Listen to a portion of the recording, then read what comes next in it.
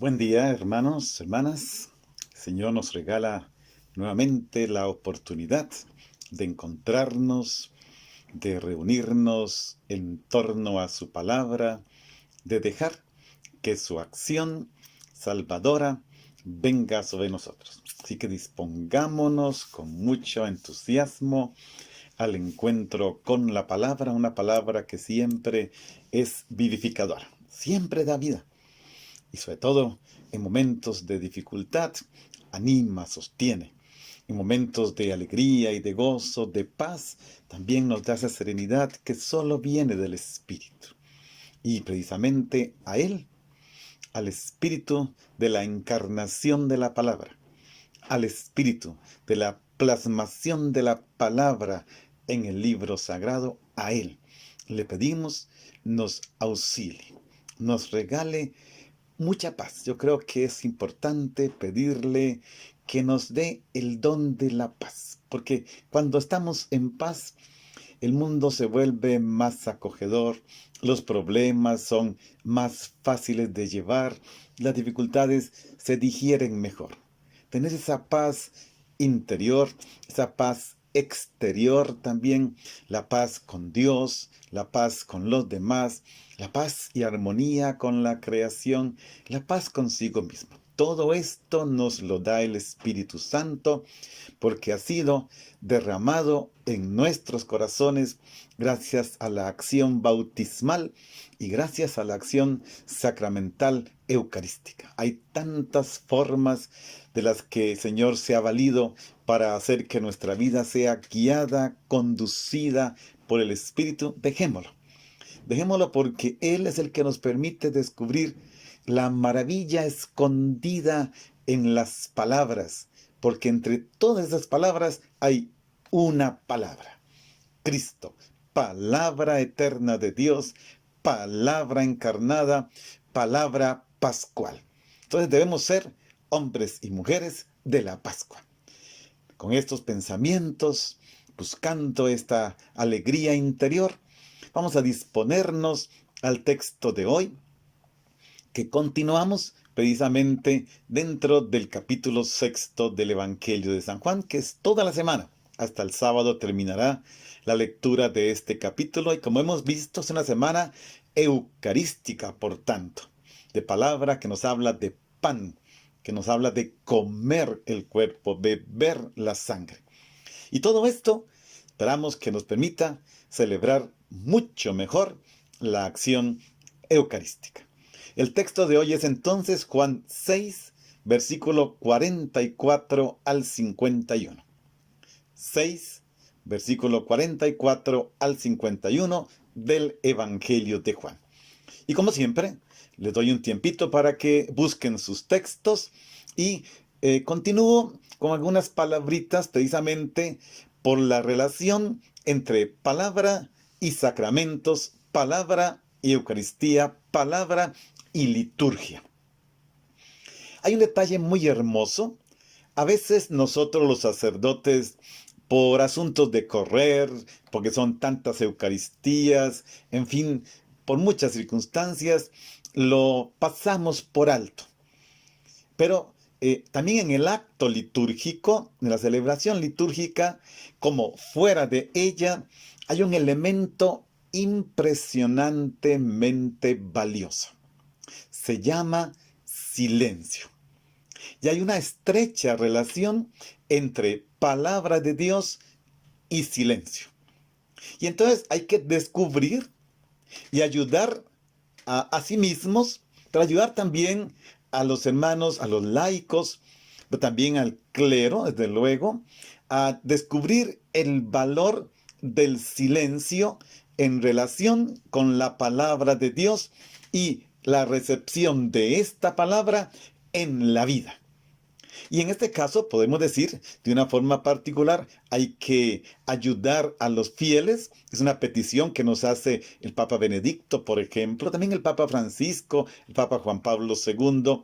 Todos los papas después del Concilio Vaticano II insisten en ayudar a descubrir esta relación palabra-silencio.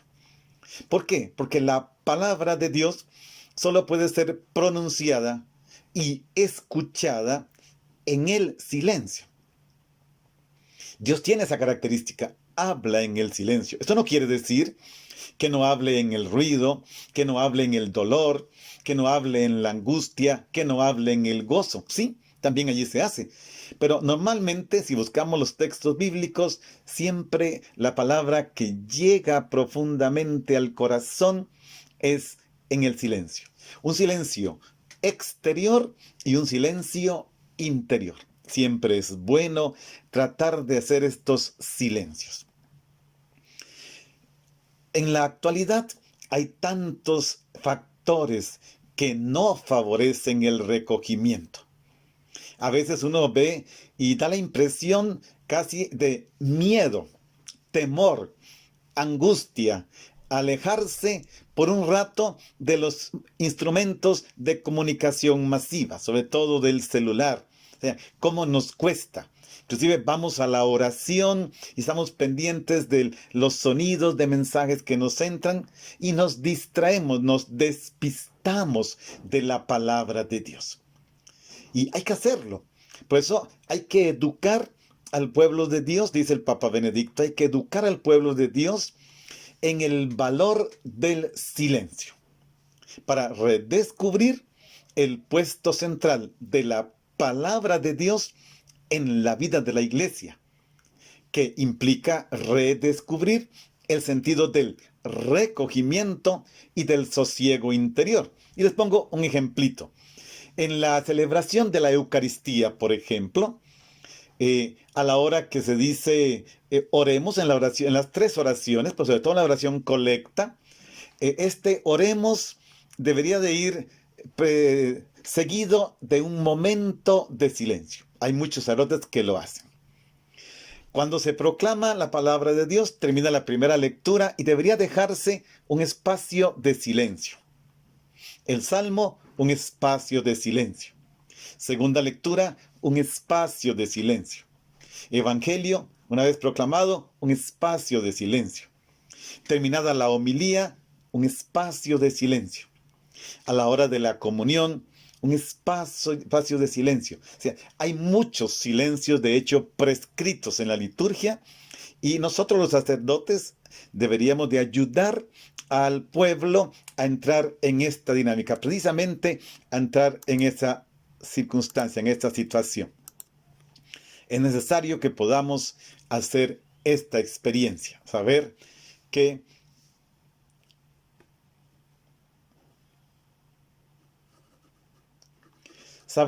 el Señor nos manifiesta de muchas maneras esta presencia. Vamos a ver, hermanos, ya con estas palabras, tratemos de mirar qué nos dice el texto. Juan 6, 44 al 51. Es un texto pequeñito, pero también muy denso.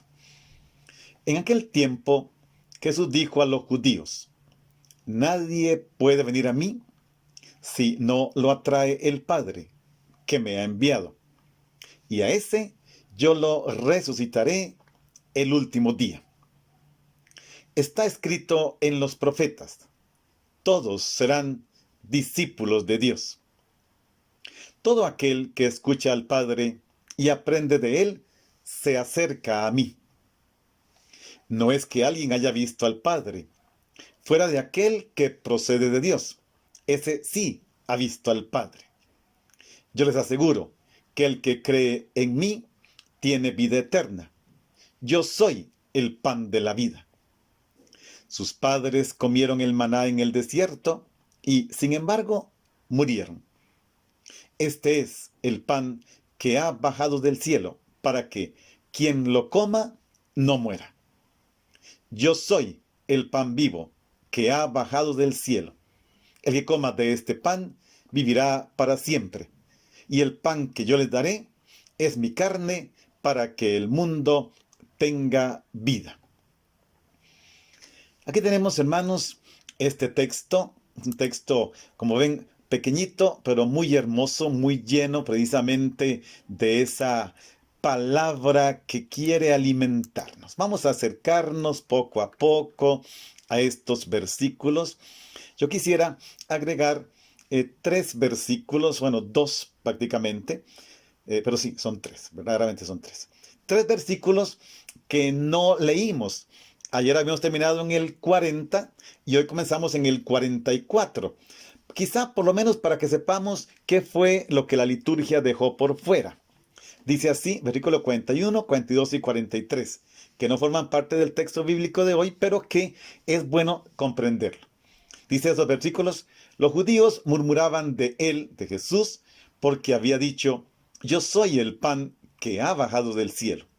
Y decían: ¿no es este Jesús, hijo de José, cuya padre y madre conocemos?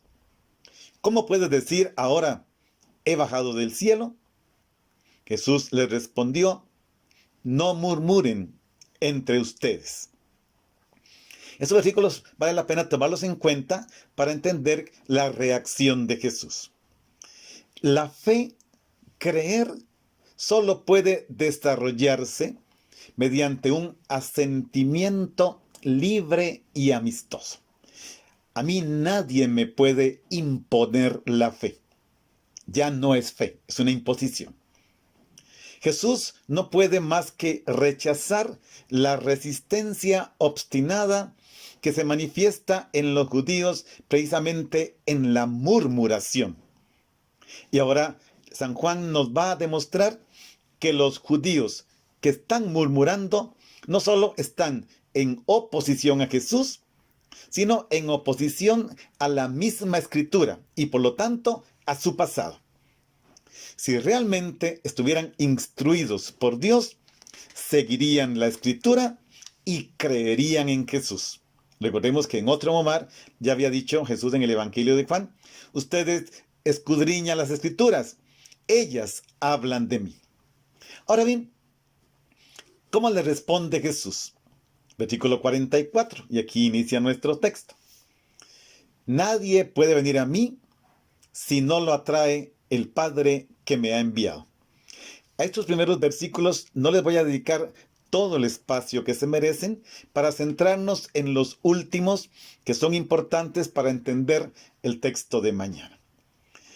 Entonces, los judíos pensaban conocer las cosas de Dios, pero en realidad no las conocen. Si fuesen realmente abiertos y fieles a Dios, sentirían dentro de sí el impulso de Dios que los atrae a Jesús y reconocerían a la vez que Jesús viene de Dios. Esta estrecha relación entre el Padre y el Hijo. Jesús advierte que la atracción hacia Él la produce Dios mismo, la produce el Padre. El Padre que lo ha enviado despierta en el corazón del ser humano esta posibilidad de acercarse a Jesús con gozo y confianza, superando dudas y resistencias. Por lo tanto, el autor subraya la necesidad de la intervención del Padre en el origen de la fe. Reconocer a Jesús es, según el evangelista, entrar en el misterio divino, lo que no puede realizarse sin que Dios abra el acceso. La única forma de entrar en el misterio de Dios es que el Padre lo permita, es que el Padre atraiga a los suyos hacia Jesús. Y esto, precisamente, se nos dice en qué consiste esta atracción divina. Si por nuestra parte podríamos sentir la tentación de pensar que se trata de una experiencia totalmente interior y hasta mística, el versículo 45 nos va a decir que se trata de escuchar, de acoger la enseñanza recibida en términos que remiten a la Escritura. Jesús no es solo una experiencia interior. El Evangelio de Juan rechaza cualquier espiritualización, sobre todo descarnada, del encuentro con Jesús. No, es que el encuentro de Jesús, este acercamiento hacia Él gracias al Padre, tiene necesariamente que ser una experiencia que brota del encuentro con la palabra de Dios contenida en la Escritura. Por lo tanto, en este ir a Jesús en la fe, Dios tiene la prioridad fundamental. Sin el impulso precedente por parte del Padre, la fe no es ni posible ni efectiva. No se podría creer. Por lo tanto, se trata de una elección. El Padre elige. Recordemos que dijimos ayer, pone en las manos de Cristo a sus hijos. Y el acto de hacerse creyente, hay que reconocer que consiste en una acción de Dios y la libertad de su gracia dada al creyente. El ser humano no puede disponer soberanamente de la fe. No se puede simplemente decir yo quiero creer o yo voy a creer. Juan nos dice que en modo alguno se puede hacer. Si no se es atraído por el Padre a Jesús, no se puede creer en Él. Pero aquí hay un detalle inclusive de fondo interesante. Desde el misterio de Dios. Incluso cuando se da la incredulidad, cuando alguien no cree en Jesús, se respeta esta decisión. Y el Padre también respeta esa decisión porque respeta la libertad del ser humano. O sea, yo puedo aceptar o rechazar a Jesús y Dios lo va a respetar. Ciertamente me va a decir, yo he entregado a mi hijo porque tanto te he amado. Pero si tú decides no aceptarlo, no creer, yo también te respeto. Aunque como dirá ahí algún místico, nos seguirá atrayendo con lazos de amor hacia su corazón. Dios no se va a dar por vencido. No, Dios va a buscar la forma de llevarnos hacia Él.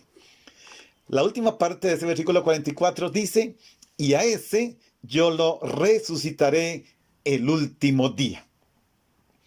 Y hay que estar muy atentos, pues la vida que se da en la Eucaristía, que es participación en la vida, muerte y resurrección de Jesús, no es un simulacro de vida eterna. No, no, no. Es vida real. Es un adelanto real.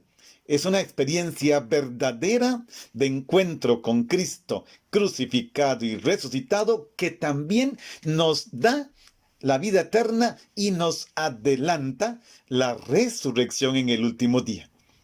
Si bien es cierto que no se puede gustar en la totalidad su radicalidad por las circunstancias muchas, somos seres históricos, somos criaturas, somos pecadores, el banquete eucarístico se nos presenta como la vida nueva que Jesús tiene como resucitado, como un adelanto sacramental de la vida eterna.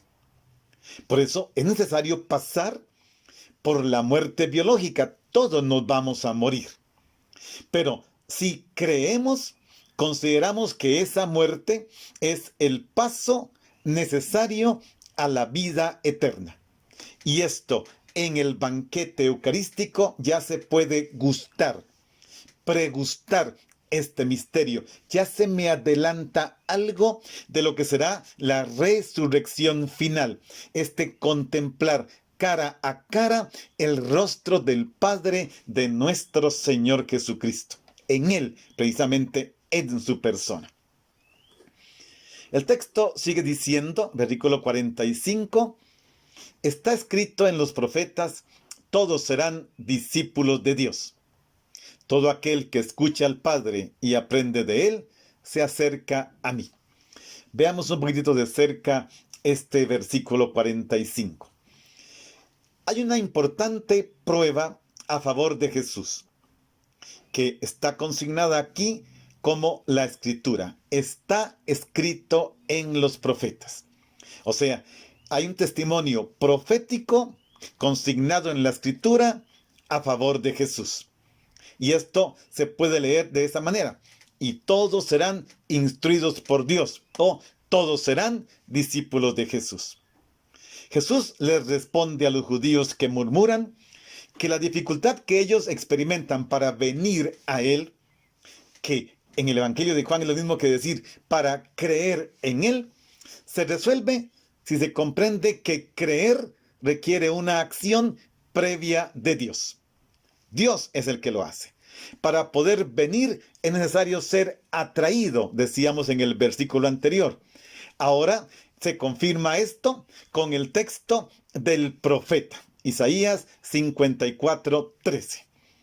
Y este anuncio de Isaías se refiere a los habitantes de Jerusalén en los tiempos escatológicos, que decía, todos tus hijos serán discípulos del Señor.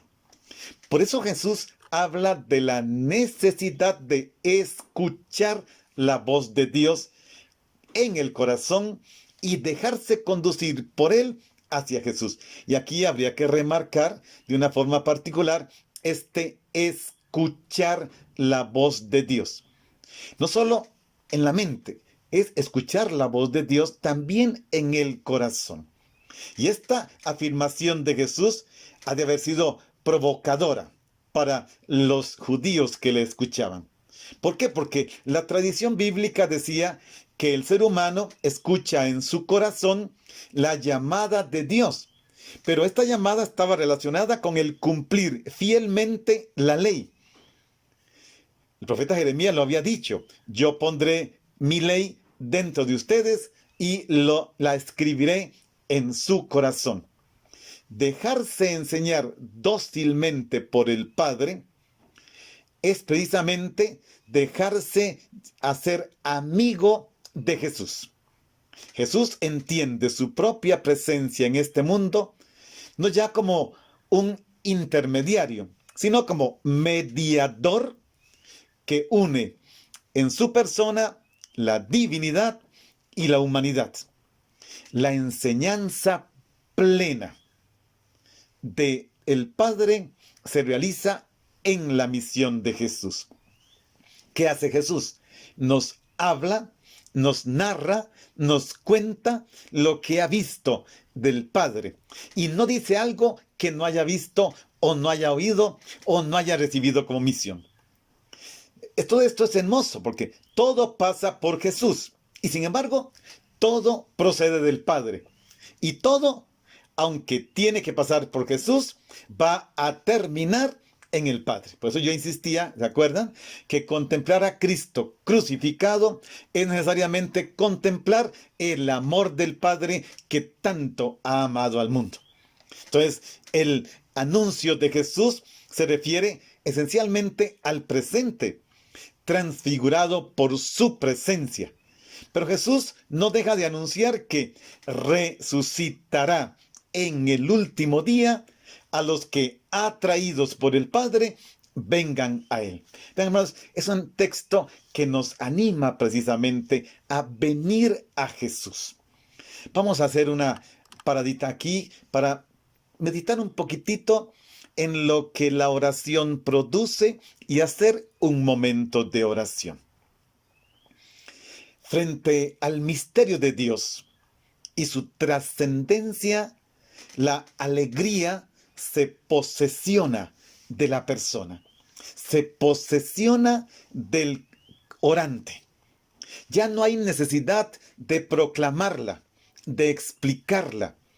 Para la alegría basta reflejarla, irradiarla, porque esta alegría viene de la comunión con el Padre y el Hijo, o el Padre por el Hijo, con el Hijo para el Padre. Entonces esta relación siempre, cualquier forma que se diga, es la misma, y en ella soy inserto porque estoy llamado a la resurrección. Hagamos un momentito y vamos a seguir con la oración. Hagamos un momento de oración. Jesús, te alabo porque ha llegado el tiempo del conocimiento escatológico de Dios, que no requiere ninguna instrucción externa, porque tú mismo te encargas de enseñarnos el conocimiento de Dios prometido en la Escritura, anunciado por los profetas. Jesús, te alabo porque tú haces presente la enseñanza de Dios. Oír y aprender la enseñanza del Padre nos remite a la Escritura, al Antiguo Testamento y tú afirmas que el Padre ha hablado hace ya bastante tiempo a su pueblo. Y por eso el Antiguo Testimonio es testimonio del Padre en favor de ti, que eres su Hijo encarnado. Jesús, te alabo porque procedes del ámbito divino, porque perteneces a ese ámbito, porque has visto al Padre y estás en una estrecha relación de intimidad con Él. Por eso nos aportas el conocimiento supremo, el auténtico conocimiento de Dios, porque tú lo has revelado. Por eso te alabo, Jesús.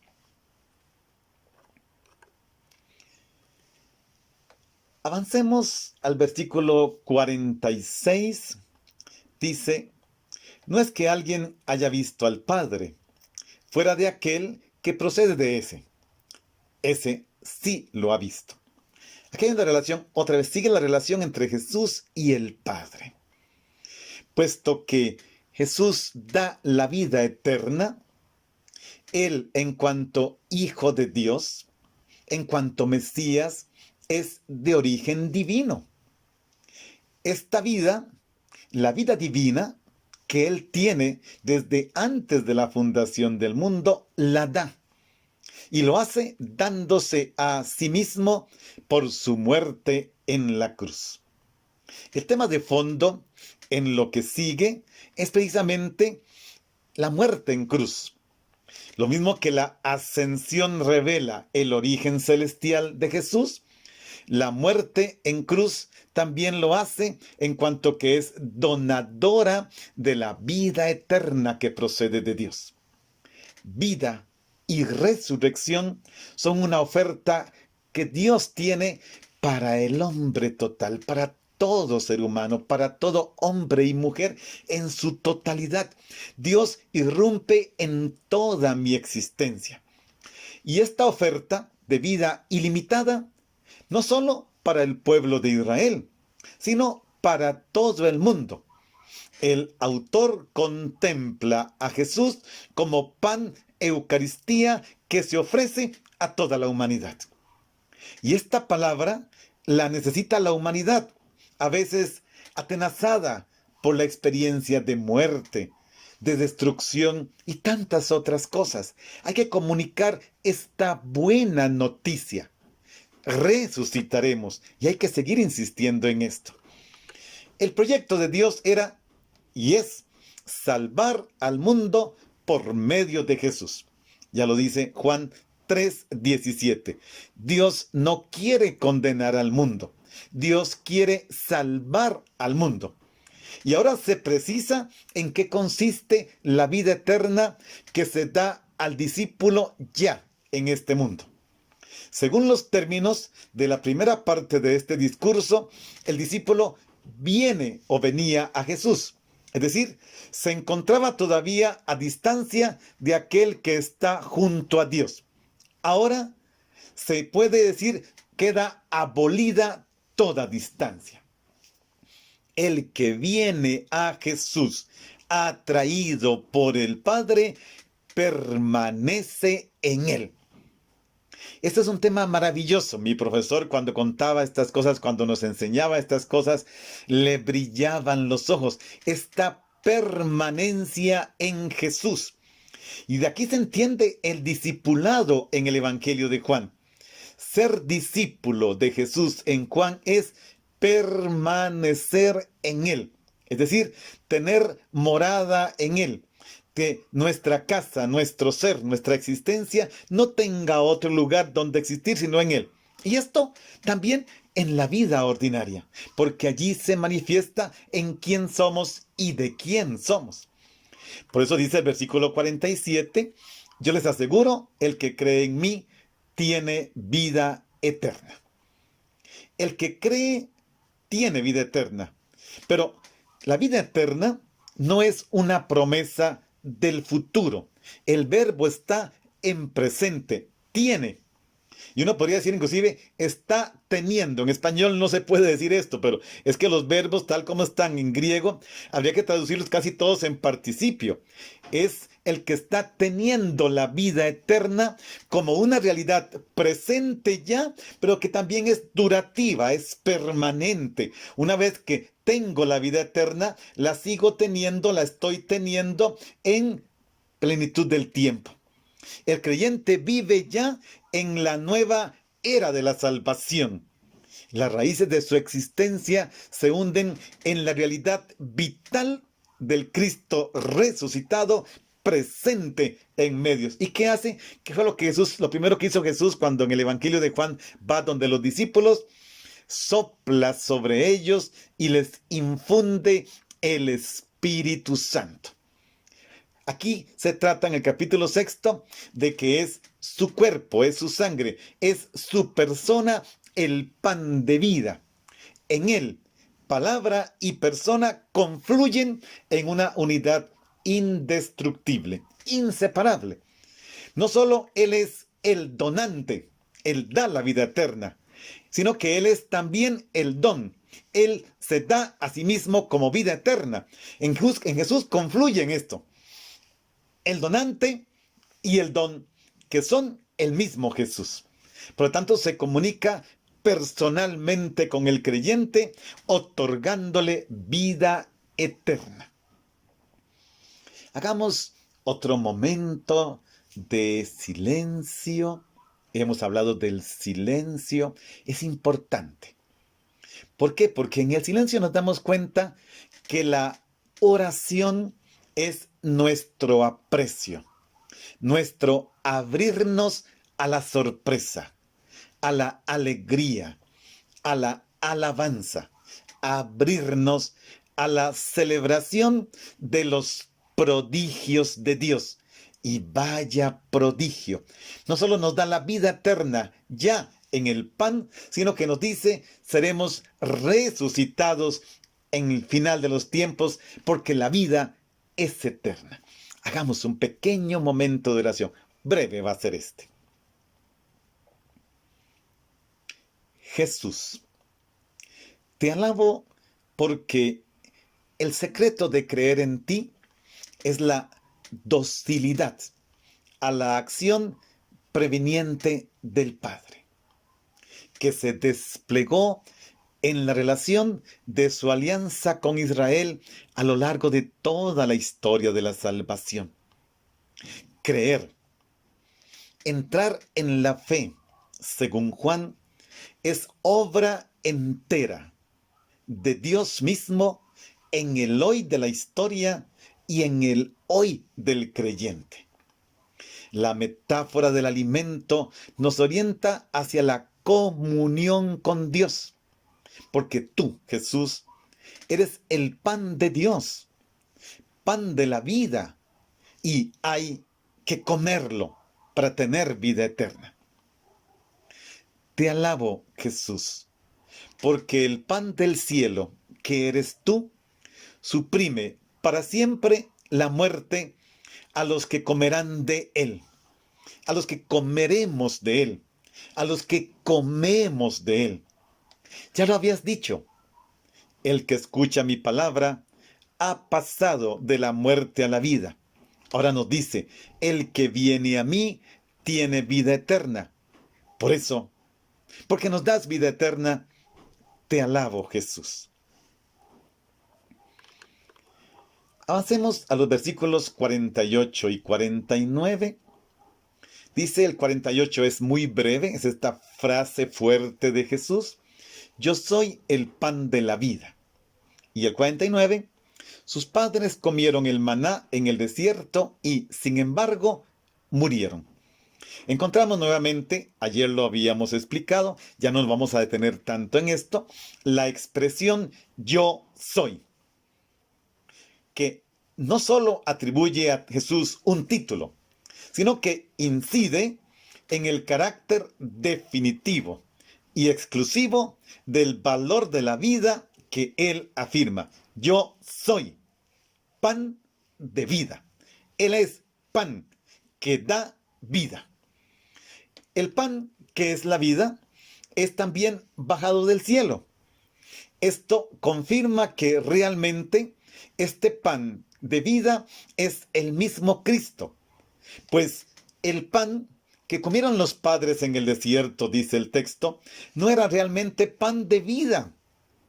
El maná no es alimento que da vida eterna. ¿Por qué? Porque dice el texto, sus padres lo comieron en el desierto y murieron.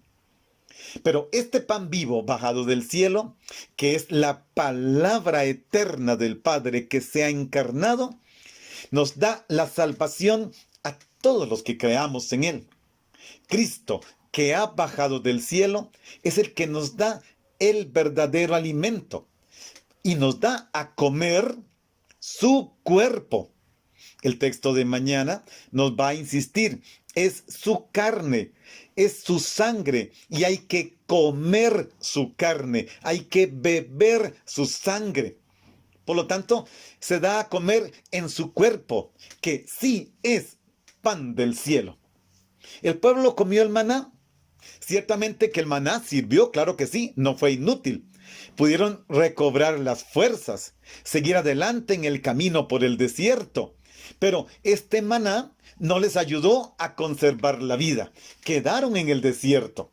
Recordemos que la generación que salió prácticamente no entró. Ciertamente que comió el maná y recobraron fuerzas, pero no tienen vida eterna.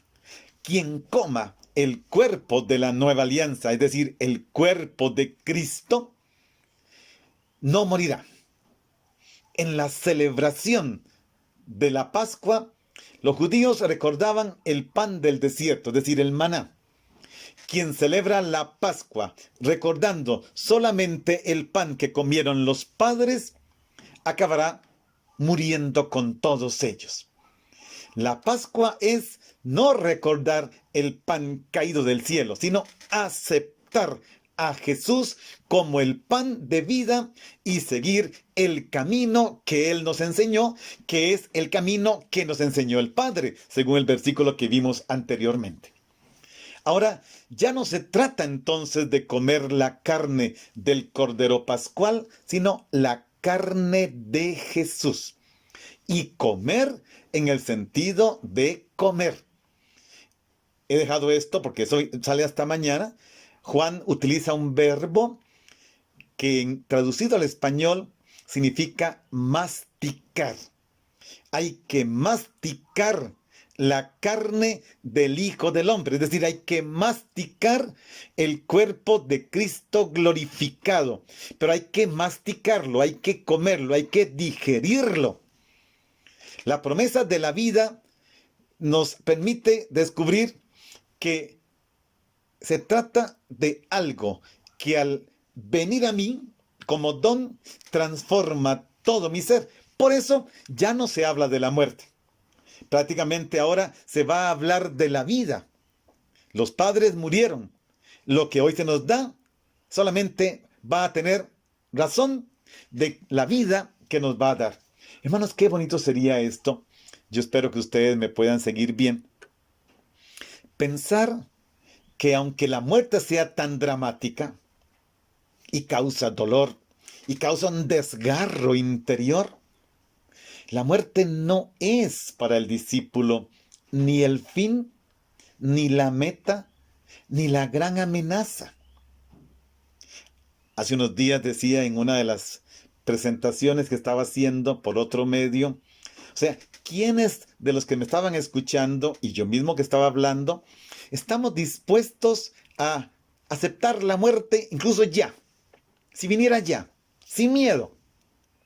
Porque se me garantiza, si he creído, si he comido la carne del Hijo del Hombre, si he bebido la sangre del Hijo del Hombre, si he aceptado que es enviado del Padre, si he aceptado la enseñanza del Padre, resultado de todo esto, tengo vida eterna.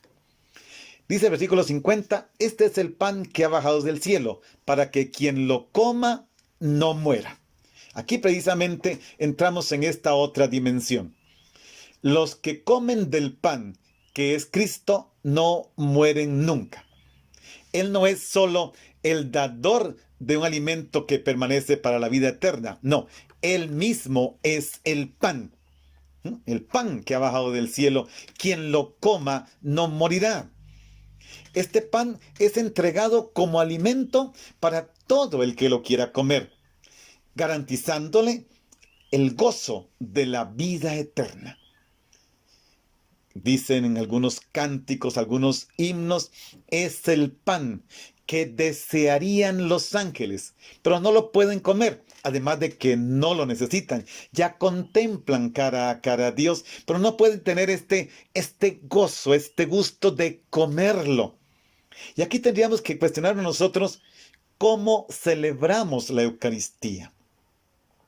Hagamos esta pequeña pausa porque es importante. Cuando voy a la Eucaristía, que he insistido, es desde en el nombre del Padre hasta pueden ir en paz, es todo un acto litúrgico. No se trata de llegar al Evangelio, ni al credo, ni a la comunión. Eucaristía es Eucaristía. Todo el acto litúrgico es el que hace, el que realiza la acción salvífica. Y esto es muy bonito. Pero si estamos en la liturgia de la palabra, ¿cómo estoy escuchando la palabra? Mi corazón se está abriendo, mi corazón se está caldeando. Y cuando es el momento de la comunión con el pan de la Eucaristía y me pongo de pie para acercarme, ¿con qué actitud voy? ¿Es porque todos van? ¿Es porque hay que ir? ¿Es porque estoy acostumbrado? Una de las dificultades de nuestra América Latina es que nacimos bautizados prácticamente, nacimos cristianos prácticamente, pero no hacemos el proceso de conocimiento del cristianismo, de conocer quién es Jesús. La Iglesia, por más de 2000 años, se ha alimentado de este pan bajado del cielo. Y al decir comer, hace referencia a la Eucaristía. En la Iglesia, a través de los siglos, se ha entregado al mundo, a quien haya querido recibirlo, la carne de la salvación, en la palabra y en la Eucaristía. Todos los seres humanos encontrarán la vida si comen de este pan, que es la carne del mismo Cristo. Por eso Jesús se autodefine como la inmortalidad. Comerlo a Él es comer la inmortalidad. O mejor todavía, como lo dice Él, la vida que tiene Él y que nos comunica. Es el pan verdadero que el Padre ofrece al mundo. Por eso, a partir de este momento, de este versículo, ya Jesús no va a hablar de pan. De aquí en adelante comenzará a hablar de carne y sangre. Veremos el versículo 51 todavía, pero comienza el discurso de comer su carne y beber su sangre. Hagamos un pequeño alto, otra vez pequeñito, para que esta palabra se convierta en oración y nos haga tomar conciencia del misterio que celebramos en cada Eucaristía. Pero recordemos, orar alabando es leer las cosas bajo el signo del don. Por eso la Eucaristía es acción de gracias por el don de la palabra, por el don de la Eucaristía, por el don del cuerpo y la sangre de Cristo. Y por lo tanto es leerlas bajo el signo del don, en vez de colocarlas en la categoría de lo adquirido. Sí, porque a veces miramos las cosas como don adquirido, como el esfuerzo logrado. No, se trata de que el orante que alaba descubre no el precio de las cosas, sino el valor que ellas encierren. Eso es lo importante. Lo importante no es lo que se me da, es el sentido de lo que se me da. En esos días estaba mirando una película muy hermosa en la noche, precisamente un poco de romance, muy bonita, y la pareja se encuentra, se atraen, como la tercera vez que se ven, están en un restaurante, el tipo, los dos son de familias poderosas, pero él se levanta, va a estas maquinitas que se echa una moneda y le sale algo, echa la moneda, le sale un huevito, y dentro tiene un anillo de plástico. Y ese anillo lo coloca en el dedo de su enamorada, que en ese momento no significaba todavía compromiso ni nada, los dos lo tenían claro. Cuando ya decide pedirle que se case, no puede comprar otro. Toma aquel primer anillo de plástico que dice más que cualquier anillo de diamante. Con él, primero fue con el que te dije, ¿quieres ser mi esposa? Entonces, es el valor de las cosas. Ahora sí, con esa larga introducción que hice del valor, hagamos un momentito de oración, cortito. Jesús, te alabo porque podemos verificar desde la fe el cumplimiento de tu anuncio de que quien te coma no morirá. Lo sabemos cada vez que compartimos el pan de la vida, memorial del que tú nos diste para la vida eterna, memorial de tu entrega en la cruz. Cada vez que lo hacemos, tú nos comunicas la vida resucitada.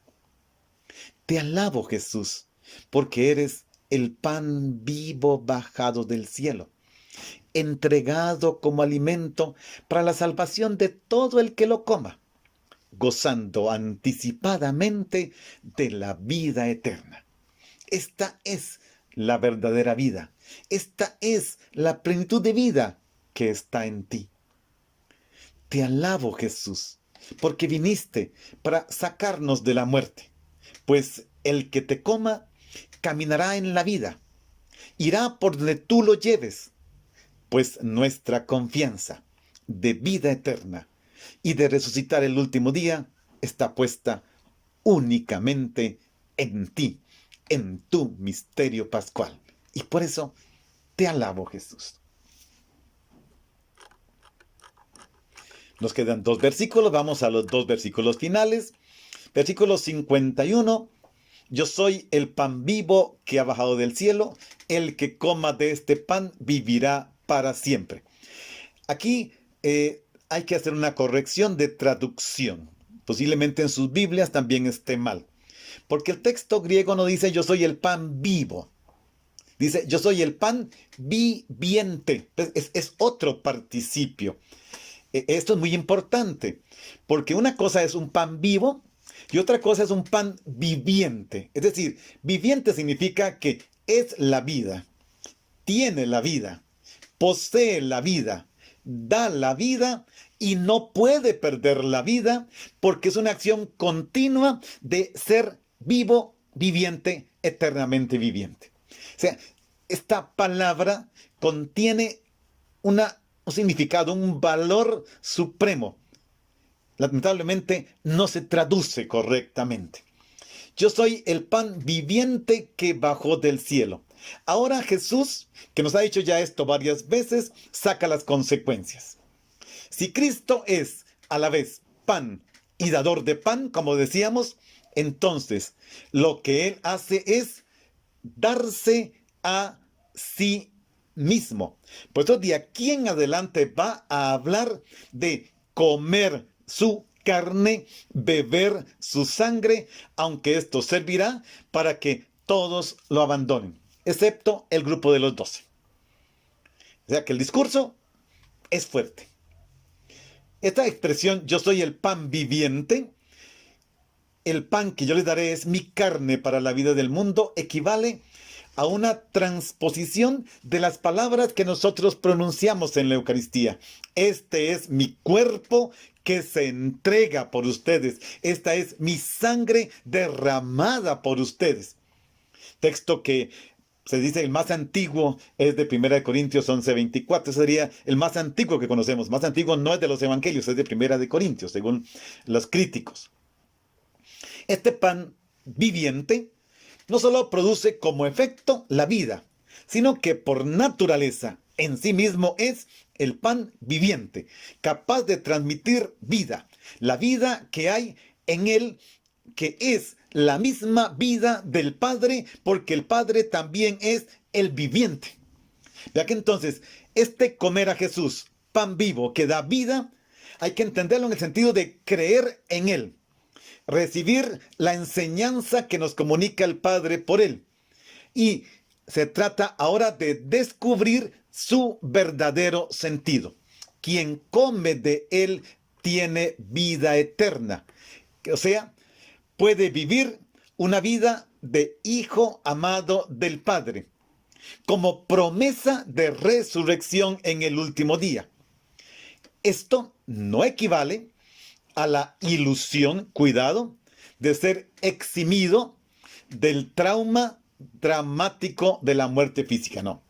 Creer en Jesús como pan de vida que me resucitará no me exime de morir. Tampoco Él fue eximido de morir. Pero me da la certeza de que al final encontraré la resurrección, la vida eterna, que vive ya ahora en quien come de Él, es la comunión de amor con Él. La muerte, lejos de romperla, esta vida no la puede romper, hará posible la consumación, precisamente. Entonces, aquí hay una relación recíproca entre Dios, el mundo, entre Cristo y el ser humano. La misión de Jesús es salvar a la humanidad, pero a la vez pone de manifiesto cuál es el querer de Dios. Digámoslo en lenguaje muy humano, cuál es el hambre y la sed de Dios. Y tendríamos que decir es que el ser humano tenga vida. O si quieren, podemos decirlo así también, que el ser humano descubra el sentido de la vida. Eso es muy hermoso, descubrir el sentido de la vida. Entonces, la acción fundamental del ser humano, ¿qué tiene que hacer para descubrirlo? Comer. Por eso el verbo nos habla de comer. Se trata de algo que está allí, que hay que comer, y es comer el cuerpo de Cristo, es comer la vida de Cristo, es beber la vida de Cristo. Avancemos en lo que sigue, la última parte de este versículo 51. Y el pan que yo les daré, aquí está, es mi carne para que el mundo tenga vida. Vean, hermanos, cómo insiste en tener vida, que yo lo resucite en el último día, que yo lo resucite, que tenga vida eterna. Yo les dejaría como tarea, fíjense, todas las veces en que de capítulo 6 del 16 al 71 se insiste en esta vida, resucitar, resucitar, vida eterna. Jesús quisiera convencernos de todas las formas que Él es vida eterna. Pero aquí encontramos un detalle más. Cuando Jesús habla de que lo que les voy a dar es mi carne, y aquí comienzan los problemas, aquí los judíos ya no van a aceptar. A ver si nosotros sí. Yo no estoy seguro, porque es muy fácil ponerse en la fila para comulgar. Pero creer que estoy comiendo la carne del Hijo del Hombre, eso es otra cosa. La carne no es algo metafórico, es el cuerpo de Cristo realmente entregado por nosotros. Su carne es la que alimenta, su carne es el don de Dios, su cuerpo y su sangre en cuanto Hijo nos dan comunión con Él y con el Padre. La palabra que está aquí en griego, en el Evangelio de Juan 1:14 dice que la palabra se hizo carne. Y utilizan la palabra, voy a decir la palabra griega, porque algunos sacerdotes están detrás de esto, la palabra sarx. Esta palabra en español significa carne, esta carne que tenemos tú y yo, esta carne que cubre hueso, esta carne que me da esta identidad. Aquí dice que lo que le va a dar a comer es su carne. Y está otra vez esta palabrita sarx en español.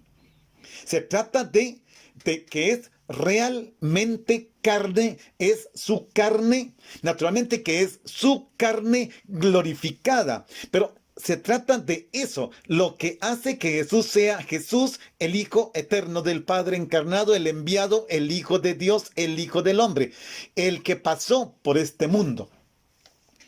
Porque esta expresión, esta palabra, no solo significa carne en cuanto músculo, huesos y demás, sino también el cuerpo entero en la totalidad de la persona humana, en cuanto que entra en contacto con el medio que le rodea. Es ubicarse en el mundo, es ubicarse en la historia.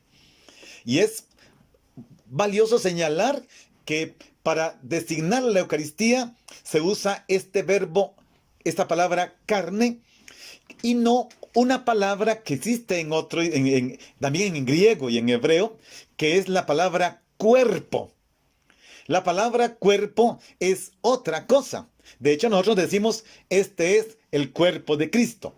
Pero aquí Juan no habla del cuerpo de Cristo, habla de la carne de Cristo, con todo lo dramático y lo fuerte que pueda significar porque es el cuerpo entero, el encarnado, que puso su morada en nosotros, que tomó lugar en nuestra historia, que se hizo semejante, nos ofrece a comer su cuerpo, a beber su sangre. Y esta carne inmolada en la cruz. Jesús sufre en su propia carne el dolor y la muerte por la salvación del ser humano. Y esta es la idea central que está en el capítulo 6 de Juan. Y está en la institución de la Eucaristía.